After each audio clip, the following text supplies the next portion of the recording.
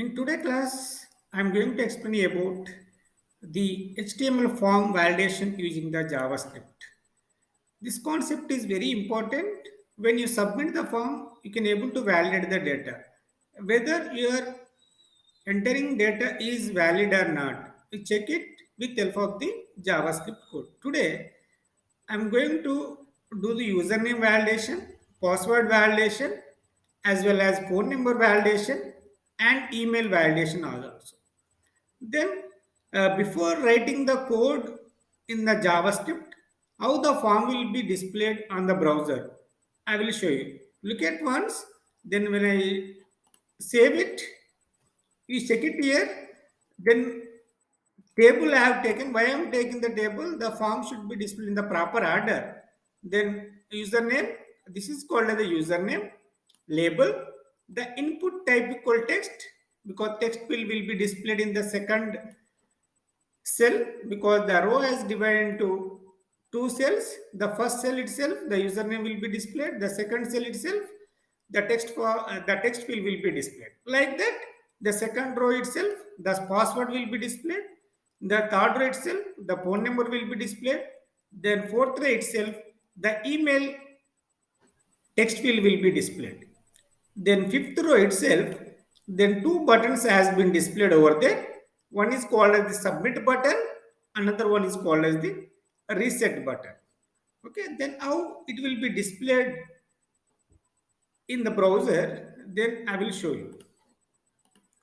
When I refresh it, this is called as the caption form validation using the JavaScript. This is called as username, because if it does not use the table tag, it will not be displayed in this format. Okay, around the table, I drawn the box, then table border. Okay, I written the CSS code for this one. The border color should be pink.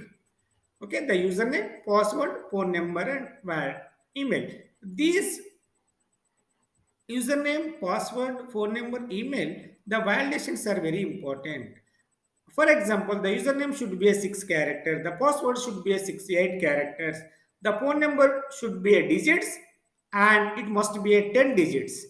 The email validation is very important, because whenever you submit the button, because the data will be sent to the server. Okay, before sending the data to the server, we can validate the data at our client side. Okay, then we can save the time. Okay, whether you entered the data is in the proper format or not, whether you entered data is correct or not, you check it with help of the validation concept using the JavaScript. In today class, the username validation, password validation, and phone number validation, we can also do the email validation. Then here, then one reset button, you need something whenever you entered, then reset. Okay, all the values should be reset. First of all, I would like to write the username, password, phone number, email must not be empty. Okay, whenever it does not enter anything in the text field itself, which shows a message, it must be required. Okay, how do you, what you have to do? Then here there is a property is called the username required. Then required property is there here. Then here also required,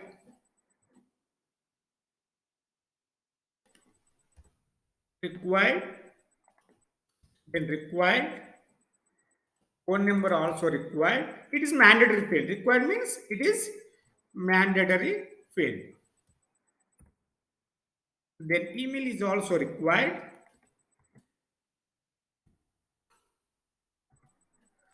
because it does not have any data. Yeah.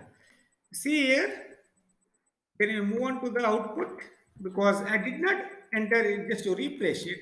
I did not enter anything over there. Then click on the submit button. Okay, what is happening? Please fill out this field. Okay, there is a required properties that it does not enter anything.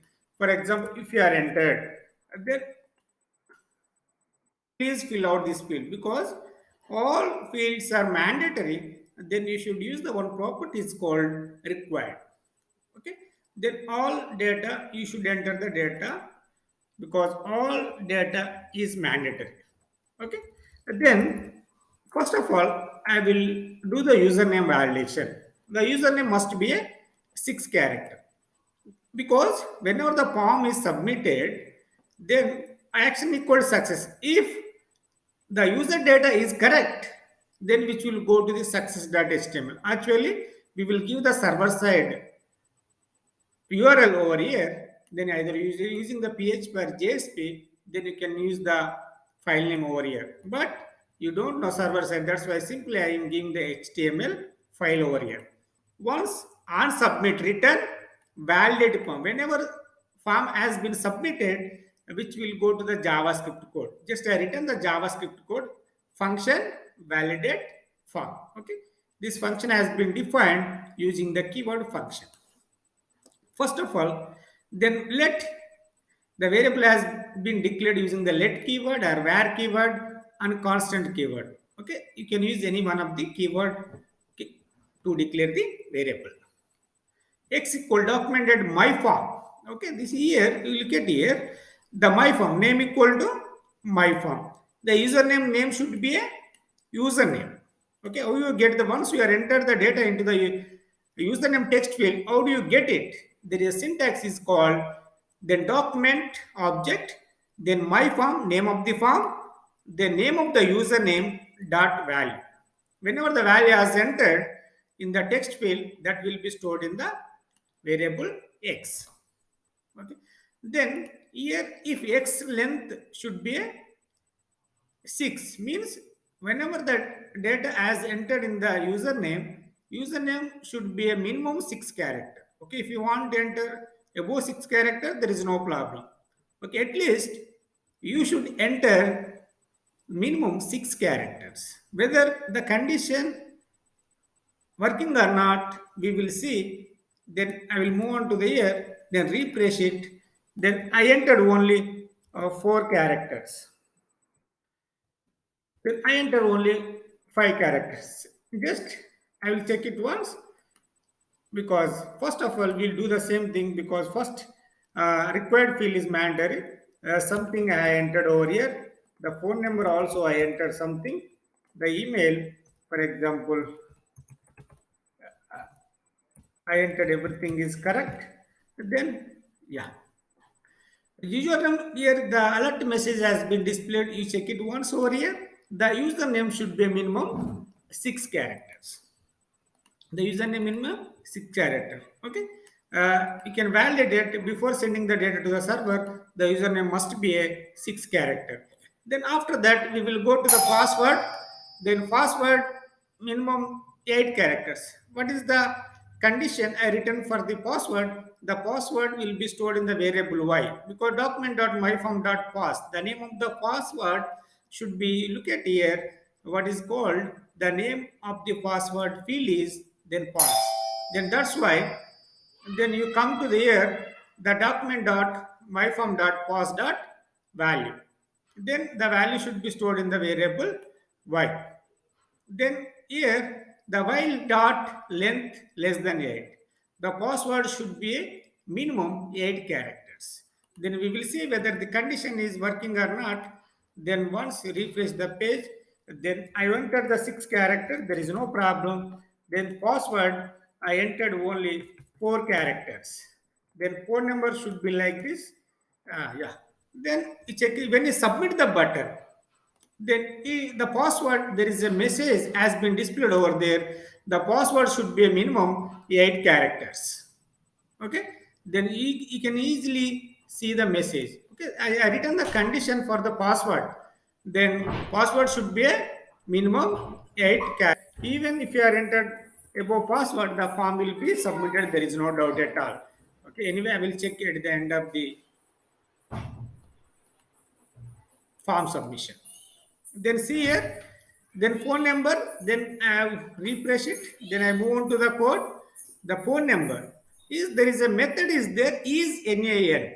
NAN stands for not a number. Whenever the data is entered in the phone number field, it must be a digits. Okay, if it is not a number, then which shows the alert message, enter digits only. Then we will check it once. Yeah, I entered the username is correct. Then password something. It must be a 8 characters. The phone number. Suppose I entered only seven. Yeah, 7 digits. Okay, it is not a digits. For example, I character enters. Then email properly should enter. Then what you have to do? Yeah, enter digits only. Enter digits only. Alert message has been displayed over here. Please check it once. Then you come to here again. Digits. Suppose I entered only 7 digits. Then I click on submit button. Enter 10 digits. Okay, because phone number must be 10 digits. Then if you are entered 10 digit, there is no problem. It will work fine. Then I will go for the email validation. Then when you go for the email validation, what you have to do? In the email is consist of at least one dot operator and at the rate operator. Okay. Then before at least one character must be there before the and after the at the rate of characters. Okay, and at least 2 digits must be there. Sorry, 2 character must be there after the dot. Okay, that is called as email validation. Here, the you check it once. The email, whatever the data you are entered in the text field, that will be stored in the variable m. First, it will check whether at the rate of symbol is there or not. Where at position equal m dot, okay, m dot index of at the rate of. Then we will return the index value of the at the rate of. Okay. And then dot position. Whenever 2 dots are there in the email, which will consider the only last dot. That's why there is a method is called last index of. Last index of x dot length because okay, no, sorry, okay, then at position we got the at position dot position. What is the condition I used for the email validation? Because at position less than 1, okay, because at position must be at least 1, okay, it should be less than 1, it is not a valid email address. Then dot position less than at position plus 2. Okay, dot position less than at position plus 2. Okay, at position is higher than because why I'm using the 2. Okay, 2 character must be there after the dot. 2 character must be there after the dot. That's why I used the 2. Dot position less than at position plus 2. Or else then dot position plus 2 greater than or equal to m dot length. Okay, the dot position plus 2 must be greater than or equal to m dot length. If satisfy all these conditions, if it does not satisfy any one of the condition, the alert message has been displayed, alert enter email address. Then we will check it once whether that code is working fine or not. Then I move to the browser. Yeah, then here also I will give the 97040 something 10 digits only.